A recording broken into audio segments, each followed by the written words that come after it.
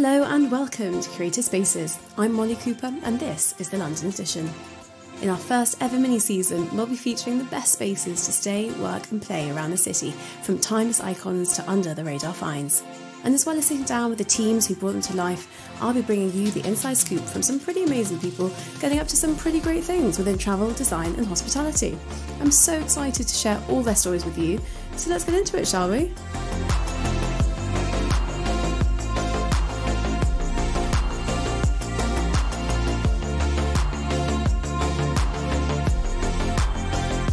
Today I'm in Covent Garden at the 8th Raye the Store. This travelling pop-up concept showcases the best emerging products in the wellness space. From beauty and skincare to innovative food and drink, it is a veritable treasure chest for conscious consumers. And I'm delighted to welcome its founder, Nicole, to the podcast, who has personally launched 8 different Raye stores, which I can't wait to hear all about. Nicole, welcome to Curated Spaces. How are you doing today? Thanks so much for having me. Not at all. Very well. On this beautiful London blue sky morning, and it's such a pleasure to be here with you in Seven Dials in the heart of London. Yeah, store set up. The store is set up and it's a beautiful store, and we're going to hear all about it in a minute. But I'd love to start with you and your background and hear how you've ended up here at the helm of Raye the Store. Yeah, it all started just over 2 years ago now, in June 2021, where I felt the need to create a space where we could showcase new emerging food, drink, wellness and beauty products.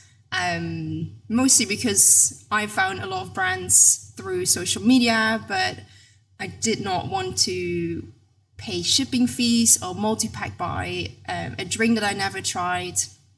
So I was like, why can we not bring together all these like-minded, very new early stage brands into one space?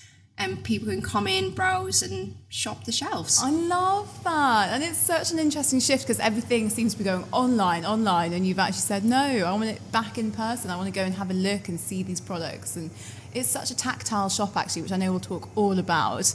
But let's talk about that then. So you had this idea. And how did you go from, like me, sitting in your bedroom, having an idea and actually bringing it to life in such an amazing way? What was that process like? It's been a long process. Yeah. I started thinking about a rough kind of concept probably over 6 years ago now. And it started off with an idea where we would have one permanent location. We would bring in brands to take over the space, host events, bring their products to life and invite people to come and have an experience. Obviously then COVID hit, so that was all a bit postponed. And it got me thinking more and more about the support that actually the smaller brands need. Because obviously doing marketing in like a physical retail space, it comes with a cost.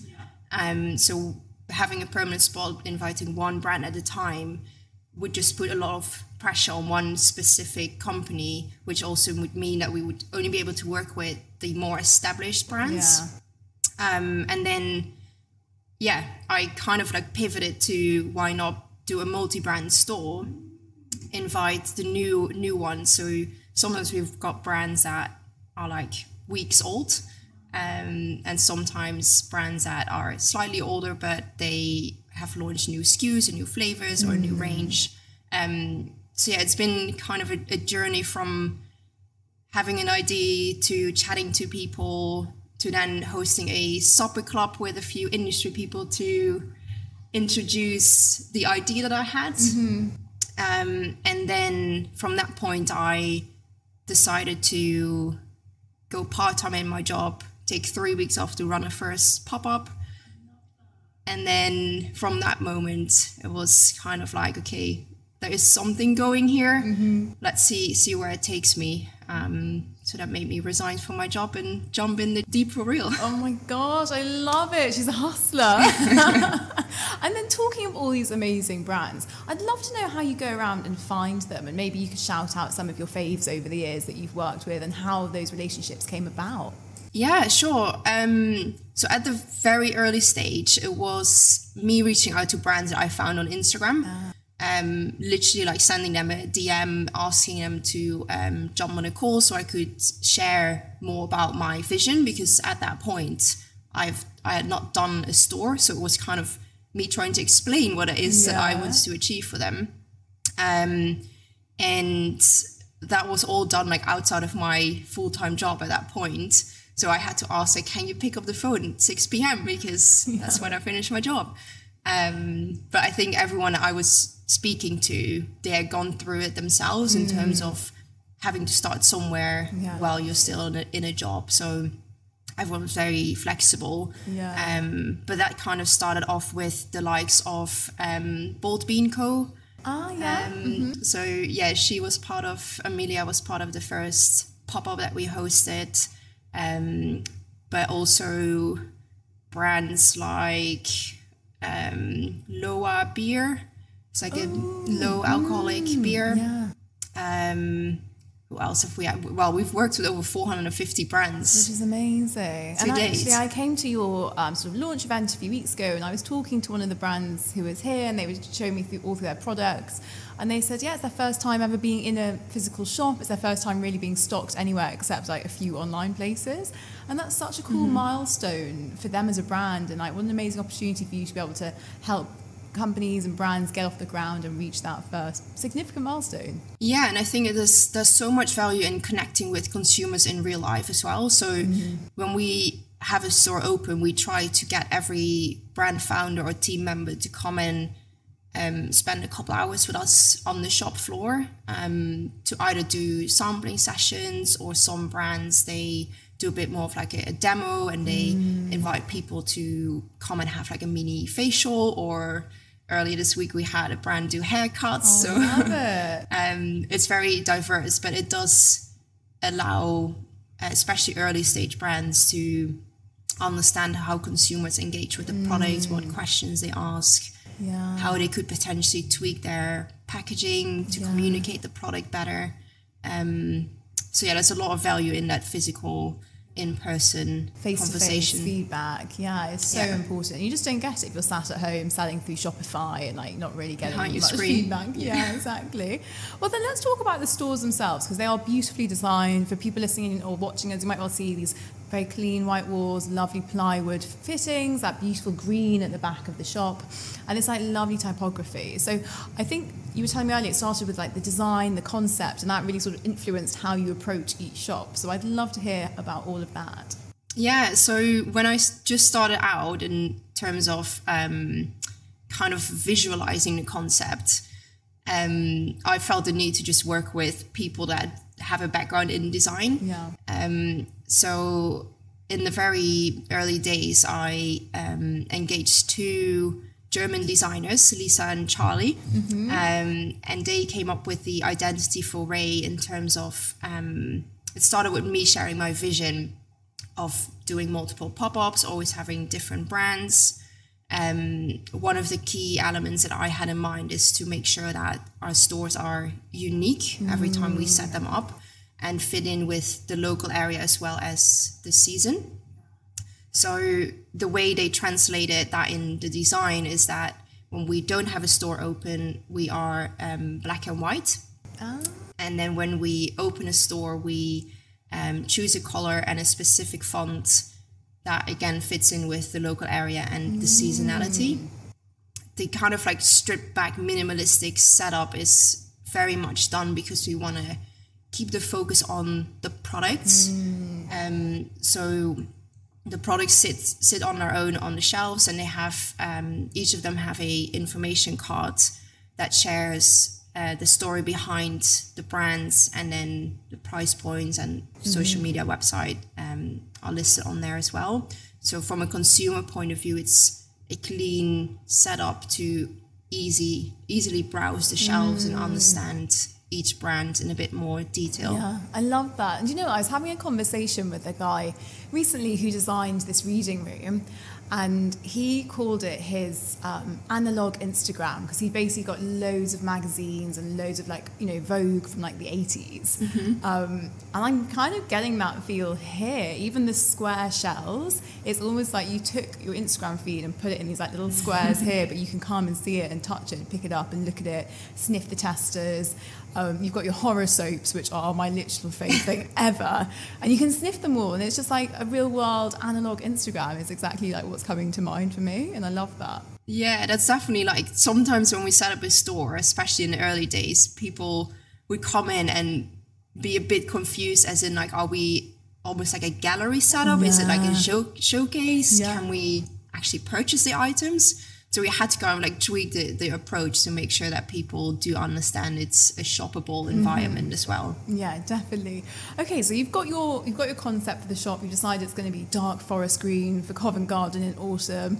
How do you actually take an empty, shop front, which I imagine is pretty bare when you get it, white walls, wooden floor? Like, how do you actually go about building it out? Are you allowed to drill things into the wall? Do you hand build everything? Can you paint? Or like, what does that look like? Amazing question. So we work with, we start off with connecting with landlords. So we work with landlords directly in terms of finding locations. Yeah. At the start, when we just came out of lockdown, this was much easier, given the fact there were a lot of vacant units at that point.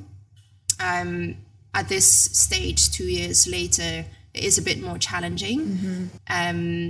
Because we're quite particular in where we want the shops to be, that by being either an office-heavy area or a residential area.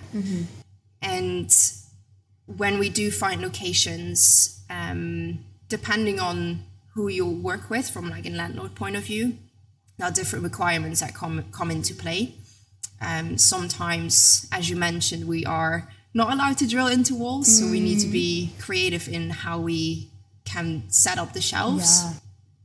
And once we do find spots, we go in, we kind of measure, like look at the space, where are the sockets fitted, are there any like weird corners that we need to keep in mind, and then we have an interior designer who helps set up the space in terms of how much shelf space we need, where we put center tables. One of the key things that we've been doing over the past 5 stores is build in our fridges and freezers. Essentially because they're not very nice looking on their own. And from a landlord point of view, there's been the requirement to make the store look like it's permanent, even though it's only short term. Oh, that's interesting, isn't it? Yeah. So there's definitely a few requirements and steps to go through, and approval processes to make sure that the landlord is happy, and also at the end we can give it back in the state that we received it in. But it is usually quite tight turnaround. Like, we tend to sign off a store anywhere between 6 to 4 weeks before opening. Whoa, that's quick. So yeah, it's a very tight turnaround, but the majority of the actual store fit out happens offsite, and then a contracting team brings it in and puts it all together in like less than a day. Wow. So it's full on, but we also do tend to repurpose materials that we have bespoke built for previous stores by having a different tabletop with the same base, and like small changes that it still feels different and unique, but also being conscious about the fact that pop-ups can be wasteful, because if it's always bespoke and not reusing, then you use a lot of materials that go to waste afterwards. Gosh, there's 2 things I want to dig into there. One of that is this whole, the landlord wants it to look permanent. Do you think this is reflective of this like bigger trend? A lot of shops are closing, a lot of high streets are struggling. There's a lot of empty units. And do you think landlords want to keep this appearance up of like their units are full? And if so, like, what does that say about this sort of wider high street issue facing England at the moment? I think it comes down to the kind of the scene that a landlord wants to set, because obviously most areas are looked after by a bigger group of like a real estate agent, and therefore they want to give the people that travel to an area a great experience. So they like to make sure that it fits in with the overall aesthetic of the estate. So that's kind of where the requirements come in. But sometimes it's specific, sometimes they trust you in what you do. Yeah, no, exactly. And is there a reason why you picked sort of, are they a month usually? Why did you go for a month? Is it long enough to sort of create a bit of traction, or was there another reason behind it? So the first store was only 10 days. Oh, quick. As a kind of like test store. Yeah. I tend to look at it. So that was great. Like we had 2 weekends, but it also showed it's quite tight for people to actually make it down physically. So we then started playing around with, okay, let's do a 4-week pop-up. Yeah. We've done 6 weeks in the past as well. It's a mix of kind of the execution and the running of the stores, which obviously comes with a cost. And then also creating that fear of missing out, where we usually have 5 weekends in a 4-week pop-up, because they run for about 32 days. And it feels like a sweet spot in terms of we start communicating prior to the store opening, and then there's a big push from all the brands involved, who also promote being on the shelves. And then we also work with a PR agency to create a buzz around the store opening by hosting a press event, and having people come in for visits and guided tours. So 4 weeks is short, but it can be very effective if it's planned out and structured. Definitely. No, I really love it. It gives it this sort of, you have to get down there. Even when I got your email through, I was like, oh gosh, like it's gonna go. Like I need to get down there. Otherwise, you know, like, oh, I'll go next week. You just keep putting it off, don't you? Yeah, I think it's so clever. And then the other thing I really want to talk about was this whole sustainability piece, because like you say, pop-ups can be incredibly wasteful. People buy like big vinyls, big this, big that. How have you approached it from obviously as a wellness sort of space? I guess it was like a key thing when you were designing the first few stores. Yeah, it's being conscious about materials. Again, like repurposing, like we have certain signage that we reapply vinyls to. So we use the base over and over again, but we just give it a different touch by adding a different color, or sometimes a shelf we would paint it in the color related to a specific store. Or we have a center table that we might paint in a specific color. So it's small touches, but keeping the base the same and reusable in different locations, different shapes of units that we take as well. Yeah, no, and it's so important, isn't it? And you've done such a good job that everything looks incredibly fresh and new, but like you say, very stripped back, very simple, really letting the products sing. As soon as you walk in, it's this like lovely big window at the front of the shop, light flooding in, these lovely shelves and just products, all in beautiful packaging. I have to say, all of these brands, I don't know who's doing your branding, but they're crushing it. Just, you know, look out at you from the shelves, candles, there's some cereal and oat milk behind you, you get down to the back to the boozy stuff. It's a real, like I said in the intro, like a treasure chest. It feels like you just want to go and have a little browse around. Yeah. And who have you found are your main shoppers? Is it London people who come to every single one? Is it people wandering by and they get sucked in, or? It's a bit of a mix. Like obviously when we choose a location, we tend to pick a kind of high footfall area.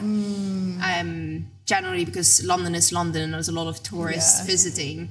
There are people from around the world visiting the pop-ups. We do see people coming to the different locations that we open, where we have customers come in and they would tell us about a product that they discovered in a pop-up that we did early in the year, and then they come back for a visit. When we host events, we also tend to have quite a strong community, as in same people coming back to attend panels or taste and review sessions that we host, just because they love that discovery piece.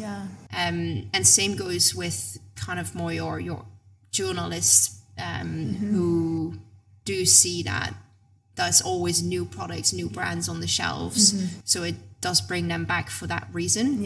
no matter what area we're in. And I love that you've got a real like kind of loyal, you've got your locals who come and follow you and support you, but then you also have people who might take a product back to like, you know, it could be the other side of the world, and like maybe that brand would never have got there without this little store sending things out. So I think it's amazing. And I'd love to know, what is next? I mean, coming up, what does the next chapter of Raye the Store look like? Amazing question. I feel like I'm now at a point where we've hosted 8 stores. We've worked with over 450 brands across the 2 and a bit years. The pop-ups are amazing. We definitely want to continue doing them. There's a lot of interest purely because brands do see the value in being in a physical space for both learnings and consumer kind of connections. But there is a lot that we would like to add in terms of a support service for the brands that we work with, such as connecting ourselves with agencies and freelancers that can support them throughout their journey, because essentially a brand goes through similar stages and have similar challenges that they face. So we try to build a network of support around what we do.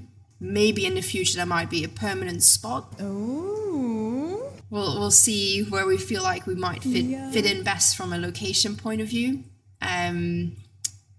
Online is something that we're trying to figure out. Oh, love it. Because we're at this point, we do discovery boxes. So what we try to almost replicate from what you experience in store by that discovery element, that we send a box of kind of a curated, unique selection of products to people's home.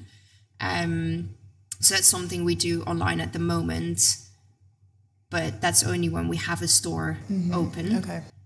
So we're trying to figure out how we can translate the in-store experience to an online experience as well. That's so fun. So then even when people don't live nearby or they're not passing through or they miss that 2-week window, they can still get there exactly. hit. Yeah. Oh, well, it sounds like such an exciting time ahead. I love this community. It feels like you're really building of brands and people who want to shop more consciously and support independent producers. I think it's amazing. And I will definitely be coming to your next one. So please put me on the list. Before we do go, I have a quick closing tradition. Imagine you've just won the lottery, cash that winning check, some money's of no object, and then I'm going to ask you 3 questions, and you let me know what space comes to mind for you. Okay. Number 1, where do you like to run away to disconnect and to detox? Ooh, somewhere on a beach, sunny.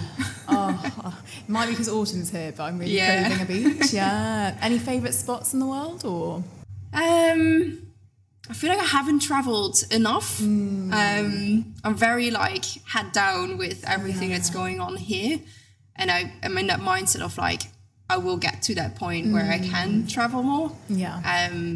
But there's definitely like spots around the world I would love to see, like Bali or Australia. Love it. Mostly because it's all like foodie places as well. Yeah, exactly. Oh, they really do. They do it different down under, don't they? Next one, slightly different. Maybe you have more time for this. Your ultimate birthday party. Where are you hosting it? Wow. I think I would just want to host it in a very nice villa setting with a swimming pool. Fly my friends in from around the world. Stunning. And just bring people together and have a nice time. I love that. Do you have any favourite countries or? Anywhere with an amazing view, I think. Makes a villa, doesn't it? Yeah. Gorgeous. And then last one, you kind of just touched on this actually. Your once in a lifetime bucket list trip. Where are you going? And are you staying anywhere special? I would probably ask my friends for recommendations. Love that. Crowdsource your bucket list. Yeah, I love it when people tell me like, this is what you should do or this is what you should visit because they have had a great experience. But again, I think it's somewhere in nature, which is kind of opposite from what we have in London. But I love that kind of escape to the countryside or somewhere just around like in the forest and very remote, no social media, no emails. kind of switching off moments. Yeah, look at the stars, breathe in the air. Gorgeous. Definitely. Oh, well, I hope you get your nature retreat sometime soon. I feel like you might need it with all these pop-ups. But thank you so much for chatting with me today. It's been such a pleasure. And thank you. Best of luck with Raye the Store in its future. I'll see you again soon at another store. Thank you.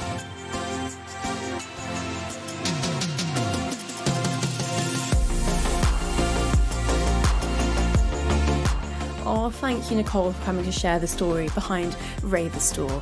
It was so inspirational to see all those amazing brands that you've created and to hear about bringing this space and community to life. And thank you to everyone who tuned into this episode. I really hope you enjoyed the conversation, and do keep your eye open for the next Raye the Store when it pops up near you. As ever, if you did enjoy the conversation, please make my day by leaving a little review. There are so many things I would love to do with Curated Spaces this year, and that just helps make all of it possible.